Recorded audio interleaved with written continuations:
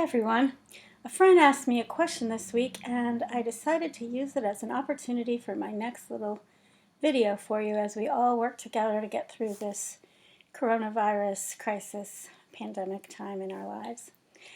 She asked me, did I have any tips for people who are disappointed because they can't come together to celebrate an important event or milestone? Whether that's a child or an adult, whether that's something, a happy occasion like a birthday or anniversary, or a more somber occasion like an anniversary of someone's death or some other difficult, meaningful occasion. Now, I know you've been bombarded in the past week or so with all kinds of ways you can use the internet, social media, different kinds of online communications, even telephone communications to stay connected even in this period that's being called social distancing. So I wanted to use my time to suggest that you try something even more old-fashioned, actual letter writing, letters that go through the mail. For these special occasions, birthdays, anniversaries, solemn occasions, actually having something concrete in your hand to hold on to that marks the occasion and makes it special can be really meaningful, and in these times can be even more meaningful than at other times. So I encourage you to just start writing letters again, write notes, write cards. And I've done some of the research on it, and CDC and all the researchers say there is absolutely no evidence that the coronavirus can be transmitted through the mail. So I'm pretty sure I'm safe in recommending this. Now you can send something as simple as a postcard, but if you're looking to celebrate really special occasions, I have a few other ideas. And I've brought a few props to help me illustrate those ideas for you. One idea is that you have a shared journal with the people that are celebrating or remembering the occasion. So you have a journal, you open it up, you write something in it, you close it up, you put it in an envelope, and you mail it off to your loved one.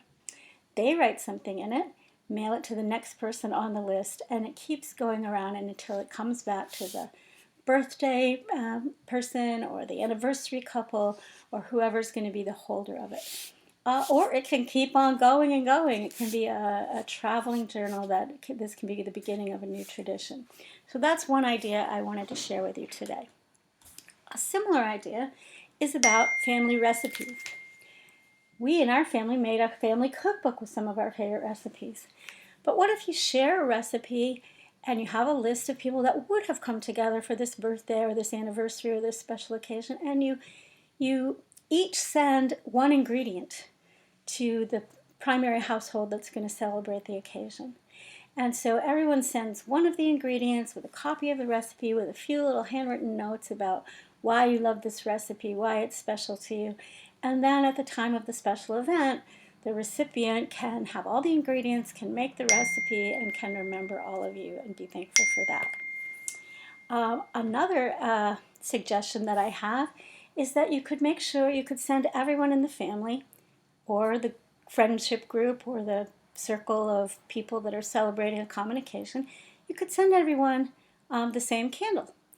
And this is a simple candle, beautiful though, very special to us, handmade by one of our daughters. But all it takes is a little votive candle inside, so it's very easy to send to others the little votive. And then on the day of the special occasion, everyone could agree to light the candle, kind of spend some time looking at it, reflecting on it, thinking about the person whose special event you're celebrating today. And then at a specific moment in time that you all agree on, blow the candle out. But then you have a keepsake after that to remember that you celebrated this day together even while you were in quarantine. Similarly, the person who's celebrating the special occasion can have one of these glass jars, and everyone else who wants to celebrate with him or her can send some sand, different colored sand, so that the person celebrating the special occasion can add sand until there's a beautiful and lasting memento to remember the occasion and to remember that, again, we celebrated together even though we were in quarantine.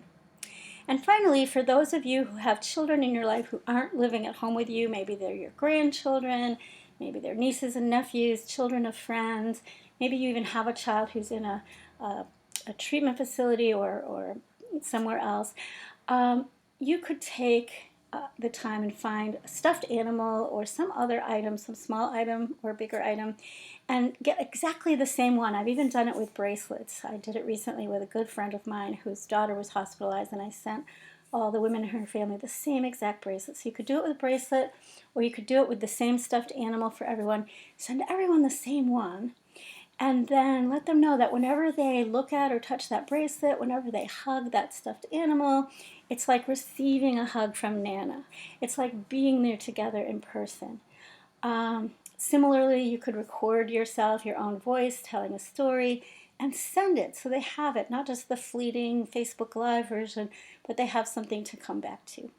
So these are just a few suggestions of ways we can use some old-fashioned types of communication through the mail instead of only relying on social media to stay connected and especially to celebrate those meaningful special occasions with one another, even while we're kind of staying at home to keep one another safe.